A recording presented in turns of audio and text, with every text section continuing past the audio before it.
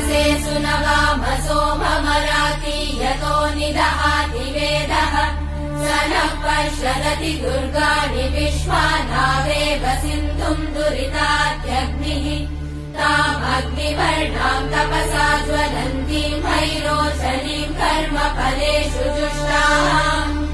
दुर्गाम् देवीगुम् शरणमहम् प्रपद्ये सुतरसि तरसे नमः अग्ने त्वम् पारयानव्यो अस्मान् स्वस्तिभिरति दुर्गाणि विश्वाः पूष्य पृथ्वी बहुला न उर्वी भवातोकायतनयाय संयोः विश्वानि नो दुर्गः जातवेदः सिन्धुन्न नावादुरितातिवर्षि अग्ने अत्रिवन्मनसा गृणानोऽस्माकम् बोध्यभिता तनु